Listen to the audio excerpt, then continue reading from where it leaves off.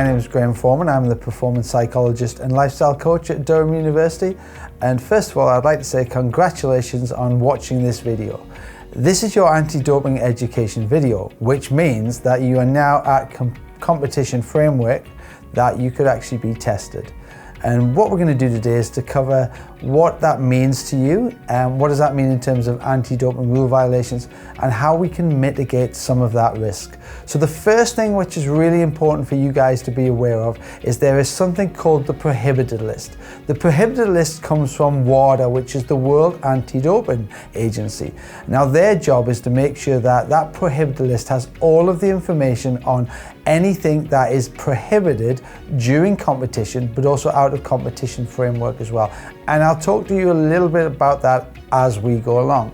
So the first thing that's really important for you guys to be aware of is something called strict liability. So strict liability says there is limited sympathy for carelessness and therefore you have to protect yourself. So what does that mean? Well, basically it means that if you fail a test, and that test could be blood, urine, or possibly through a hair sample, then it means you could be in breach of an ADRV. There are 11 anti-doping rule violations that you could be in breach of.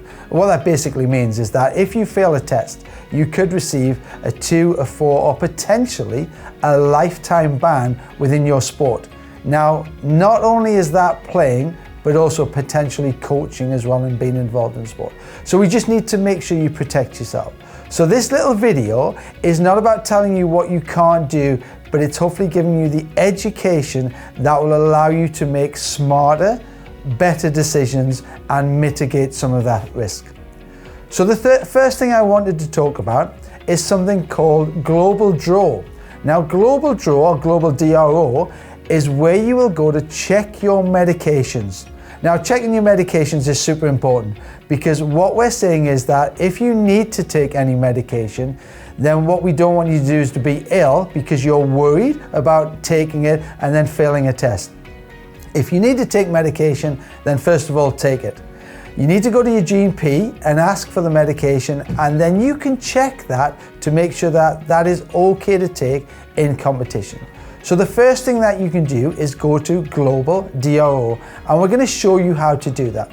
So if we go through it simply, you go to the website. So what I'm going to do is I'm going to hit the United Kingdom button because that's where we currently are. User type, I'm going to go down and say that I'm an athlete. The sport, you can pick your own sport, but I'm just going to put basketball just for now. And we're going to say we purchased it in the United Kingdom.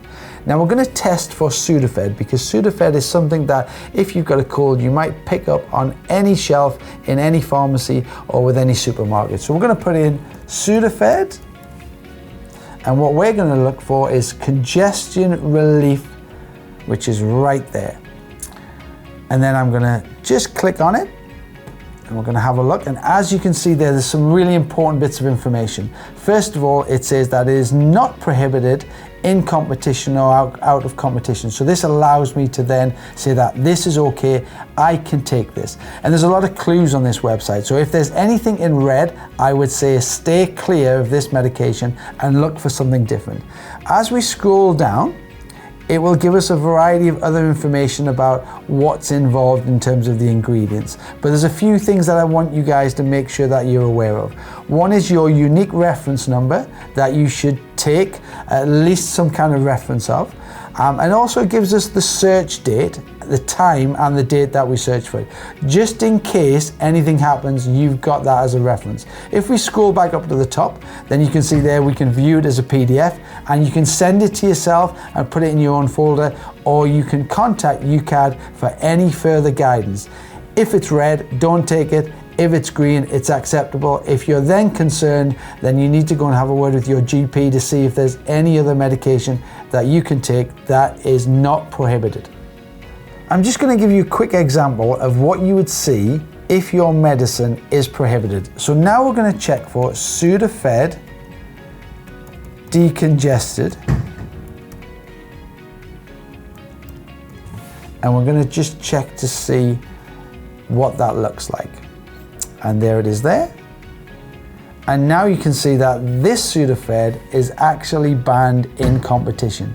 It's okay out of competition, but that's where you have to be careful between in competition and out of competition periods. So when you see anything red, stay clear of it and make sure that you go and have a look for something else which is prohibited that you can use immediately.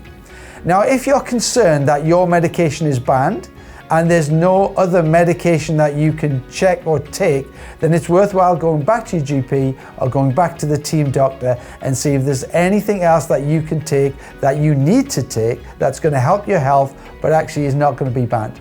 But don't worry, because even if you are taking a banned medicine and you've checked it out with your GP and you've checked it out on Global Draw, then the good news is there's something called a TUE.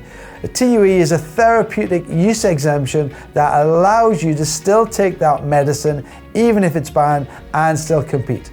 Now, that's something that we can check through UK Anti-Doping's wizard that will give you all of the information that you will need to know if you are taking medication that may be prohibited.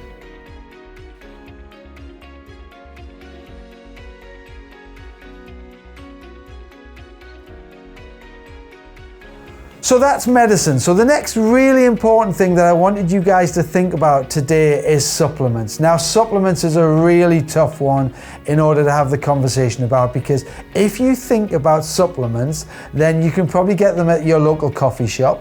You can probably get them online. In fact, you can get supplements anywhere. And most of the people in this day and age are taking some kind of supplements, whether it's vitamin D just because there's a lack of sun, or whether it's something that, like a protein shake, that's giving them something else in their diet that they're not having. Then protein shakes and supplements are something that is readily available for you guys. Now, unlike medicine, supplements, there is no guarantee. We can guarantee your medicine, whether it's prohibited or not prohibited, in competition or out of competition, but supplements, they're no guarantee. So we've got a little rule for you guys on that one.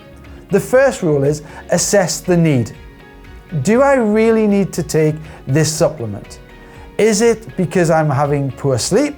Is it because actually I need to go and see the performance psychologist? Is it because I'm not getting enough sun? Is it because I've got a poor diet? So once we've assessed the need, then we might have an alternative to that. The next thing we need to be aware of is, do I assess what the risk is? Well, what is the risk of being in breach of an anti-doping rule violation? Is it a 2-year ban? Is it a 4-year ban? What is that risk? And what are the consequences to that? The consequences could be you lose your scholarship. The consequences could be you lose your full-time link to professional sport. So we've got to be aware of those things. So remember ANORAC, assess the need, assess the risk, and assess the consequences. The last thing I wanted to talk to you guys about today is social and recreational drugs. Now, water's had a complete change of stance over the last couple of years. Now, if you are taking or involved in any social and recreational drugs, remember a couple of things. One is they are banned, so most of them are illegal. 2, you will still fail a drugs test taking something that is a social and recreational drugs. But instead of getting a 2-year ban, actually we can mitigate that ban now down to approximately 3 months, based on the fact that you admit it, based on that you get some support and some help for either it's a one-off or whether it's something that you are taking regularly, and you make sure that you go through the process of contacting UK Anti-Doping and following their processes. So there's some key information for you guys there in this short little video. 1, strict liability is always in play, so it is your responsibility. 2, checking your medication through Global Draw is something that will take you less than a minute. Supplements, well, we use the ANORAC, assess the need, assess the risk, and assess the consequences. Even if you are using Informed Sport, and even if Informed Sport is on the logo, we need to make sure that it's batch tested, but there are still no guarantees. And remember, social and recreational drugs, we're here to support you. We're here to give you that guidance and help that you may need. But remember, if you are in a testing situation, do not refuse a test, because that will be an automatic 4-year ban. Thank you very much for your time, and hopefully you keep your sport as clean as possible.